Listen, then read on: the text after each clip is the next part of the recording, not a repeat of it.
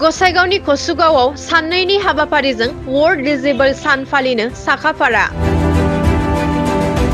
फैगौ 3 डिसेम्बर सानखालि मुलुगनां बेंगुरा सान।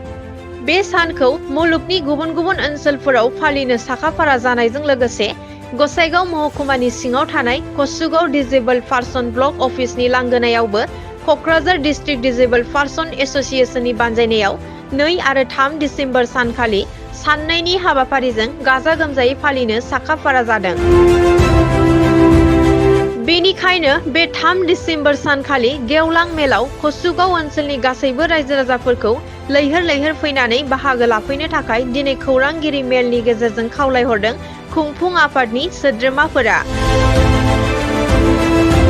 बयनिसिमबो अननाय आरो सिबिनाय बावग्रोबाय। जों बावहाय ज' जानायनि खारना जादों जे फैबाय थानाय समाव 2 आरो 3 डिसेम्बरावहाय जोंहा बाव बुहुमनां बेंगुरा सान जोंनि जोनोम सान फालिनो नागिरदों। जों बे सानावहाय जोङो अपेन सेसन आरो बेजों लोगोसे जोंहा डेलिगेट थागोन सानसे सिगां।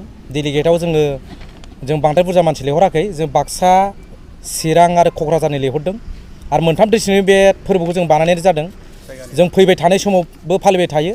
जायगानि नामा जादों जोंना बेवहाय कसुगाव ब्लक जोंहा बेंगुरा जोंहा अफिस दङ मोनसे, बे अफिसावनो जोङो खालायदों। जोंहा पेन्डेलबो लुखाबाय।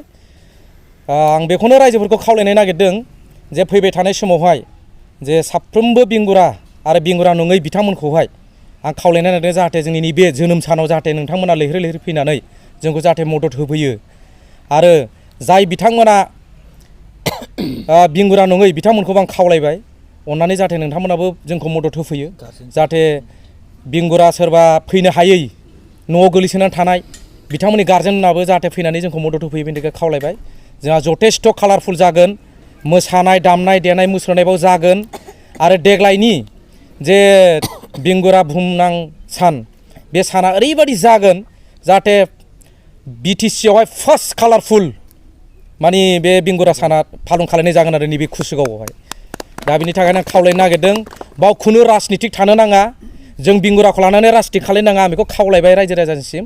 सोरबा सोरबा एसे खोनादों खिन्थु बेफोर जिनिसआव बुंनो नाङामोन, नाथाय आं बुंला। बेफोर जिनिसखौ जों उनाव सुद्रायलायफिनगोन। जोंखौ जाहाथे अननानै मोजां जा गाज्रि जा जाहाथे बेंगुराखौ लानानै राजनितिक खालाय, बेनि थाखाय आङो नैबे खुंफुं आफादनि जानानै आं खावलायबाय जाहाथे नैबे जोंनि बुहुमनां बेंगुरा साना जाहाथे मोजां मोजाङै जालाङो। आरो बावहाय गोबां जोंहा आलासिफोर फैगोन, आलासिफोरनि थानाय जानाय बेखौ जों बेब'स्था खालायजोब्बाय। जाहाथे अननानै जाहाथे जोंनि नैबे बुहुमनां बेंगुरा सानाव जाहाथे रायजो राजा लैहोर लैहोर फैयो, खावलायनाय थाबाय। गोजोन्थों।